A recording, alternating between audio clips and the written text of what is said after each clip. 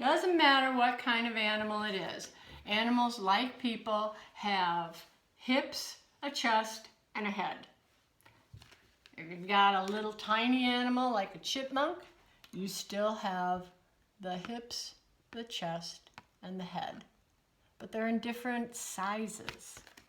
You got something like a giraffe. This guy is way out of proportion. His hips are much smaller than his chest, and then this tiny head way on the end of that neck. And those legs are amazing. Even if you have a gigantic animal, the largest land mammal that we have, you've got hips and a chest and his head. So we have to look at those parts and get them to be proportionate, which means, you know, how big are they compared to the other parts to get your animal to look right. Here's our horse. I'm going to put this down here. And I've got a piece of an overlay on it. So we're going to make the shapes very, very simple. Keep it simple. When you look at the hips, and the hips are the most powerful part of an animal because he's going to drive himself forward using those hips and those legs. That will be the largest of our shapes.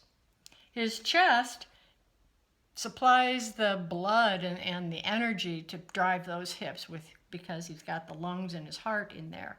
And that's the second largest shape. And then his head, sorry, most of our heads are small because all they contain is the brain. And that will be the smallest part. So after that, you only have to connect the parts and pieces, and you'll get a good, solid, consistent body proportions.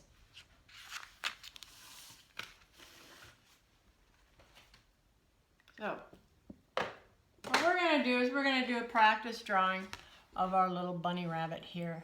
He's a little different than the other animals that we were looking at, and what I'm going to show you to do is on your piece of paper in your drawing book, you use one of your pencils. It really doesn't matter right now because this is just a practice drawing. I'm going to use my layout pencil because I like the nice dark line. And I've got my handy eraser in case I make some mistakes. I'm going to look at my bunny. I need to find the hips. Now, a bunny or a rabbit has powerful hips in order to drive those huge legs forward and hop through the air. His chest is much smaller, and then he's got a pretty good size head. So on my paper, I'm going to look at my bunny. I'm going to find those hips right here. That's going to be my largest circle. I'm going to find his chest. He's kind of hunched over, so his chest is right here. And those shapes are going to overlap. And then his head, right here. Large, medium, small. And then you're just going to start to connect them. His head is connected to his back of his chest. Curve down. I don't want to follow the circle I made. Those were just guidelines. Curve down here. Now his hip, because of his leg is bent like that, it's going to come around like this. And then you've got that foot attached to it, which is an oval. You're looking for simple shapes.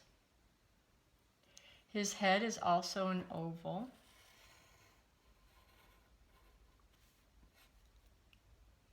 He's got on there, his little paw down here would be an oval. Right here in the snow, he's got his little oval tail. Those nice long ears are kind of oval shape.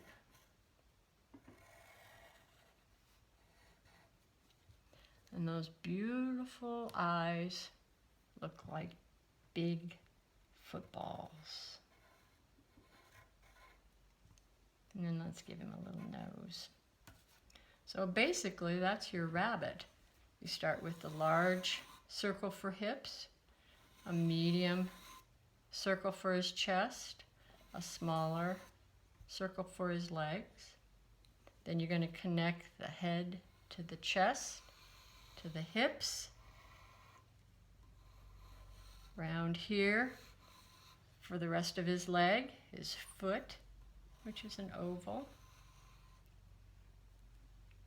Continue to finish up his head, connect that to his chest. Add those big ears. Add some details now. Huge dark eyes. A little nose. Some toes. I'm going to add some background. So I want you to take some time.